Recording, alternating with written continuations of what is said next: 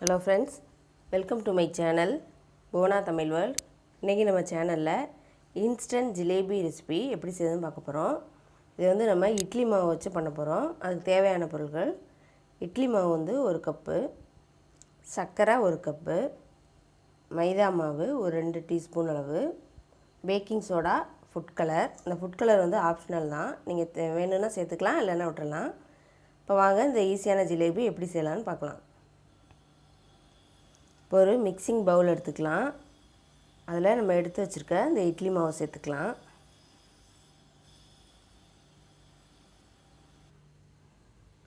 இதில் வந்து மைதா மாவு வந்து நான் 2 சின்ன ஸ்பூனில் ஒரு 2 ஸ்பூன் சேர்க்குறேன். இது மாவு திக்னஸ்க்காக தான் சேர்க்குறோம். ரொம்ப திக்காக இருந்துச்சுன்னா நீங்கள் கொஞ்சமாக சேர்த்துக்கோங்க. 1 ஸ்பூன் சேர்த்தாலே போதும்.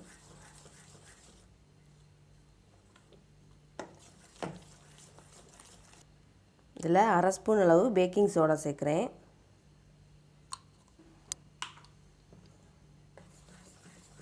நல்லா கட்டி இல்லாமல் கலந்துக்கலாம்.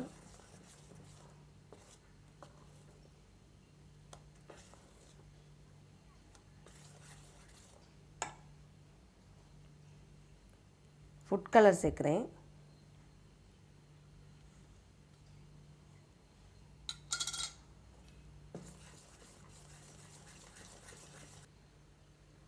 இப்போ இந்த பேட்டர் ரெடி ஆயிடுச்சு. இந்த அளவு திக்னஸ் இருக்கணும். இப்போ நம்ம சர்க்கரை பாகு காய்ச்சி எடுத்துக்கலாம்.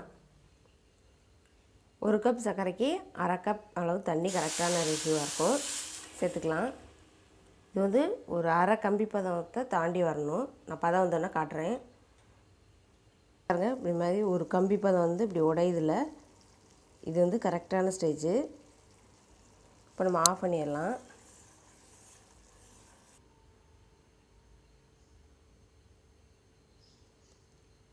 தெரியுதா? இந்த மாதிரி ஒரு கம்பி வரணும். ஆஃப் பண்ணிட்டு நம்ம 2-3 ட்ராப் வந்து லெமன் ஜூஸ் விட்டு வச்சிடலாம். அப்போ தான் வந்து இந்த பதம் மாறாமல் இருக்கும். அதனால் 2-3 ட்ராப் மட்டும் விட்றேன். இது ஓரமாக இருக்கட்டும்.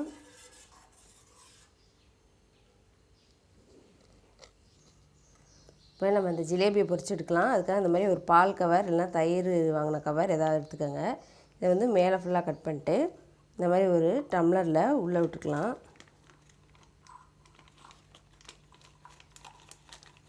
ஏன்னா நம்ம மாவு இதில் சேர்த்துக்கலாம்.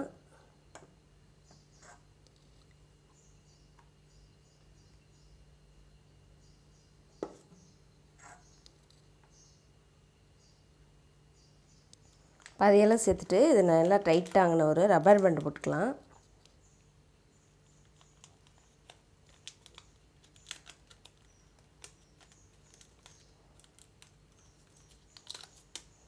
இந்த மாதிரி போட்டுட்டு இந்த மூலையில் வந்து லைட்டாக சின்னதாக கட் பண்ணி நம்ம எண்ணெயில் விட போகிறோம்.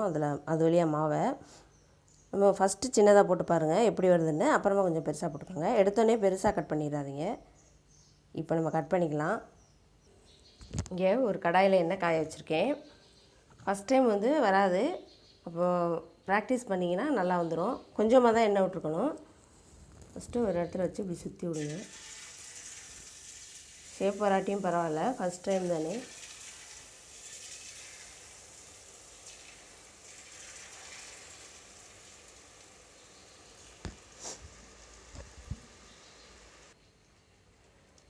இது டக்குன்னு ரெடி ஆயிரும்.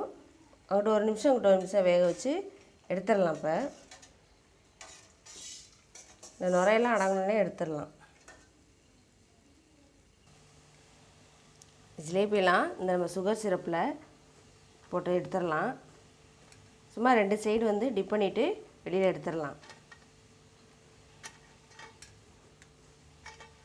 சிரப்பு வந்து சூடாக இருக்க மாதிரி பார்த்துக்கோங்க. நல்லா லைட்டாக சுட வச்சுக்கோங்க. அடுத்த பேஜ் புழிஞ்சு எடுத்துக்கலாம். இது போட்ட உடனே மேலே எந்திரிச்சு வரணும்.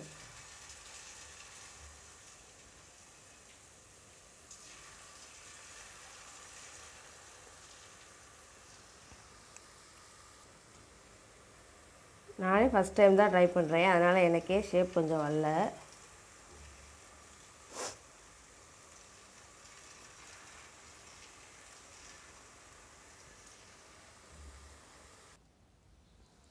ஜிலேபியெல்லாம் சூப்பராக ரெடி ஆயிடுச்சு. இப்போ பாருங்கள் எவ்வளோ கிறிஸ்பியாக ஜூஸியாக இருக்குது. இட்லி மாவு வச்சு செஞ்சுருக்கோம். ரொம்ப சிம்பிளாக செஞ்சிடலாம். இதே மாதிரியே நீங்களும் உங்கள் வீட்டில் ட்ரை பண்ணி பாருங்கள். எல்லார் வீட்லேயுமே இட்லி மாவு கண்டிப்பாக இருக்கும். இதே மாதிரி செஞ்சு நீங்கள் குழந்தைங்களுக்கு கொடுங்க. இந்த வீடியோ உங்களுக்கு பிடிச்சிருந்துச்சின்னா லைக் பண்ணுங்கள், ஷேர் பண்ணுங்கள், கமெண்ட் பண்ணுங்கள். மறக்காமல் என் சேனலை சப்ஸ்கிரைப் பண்ணுங்கள். தேங்க்யூ.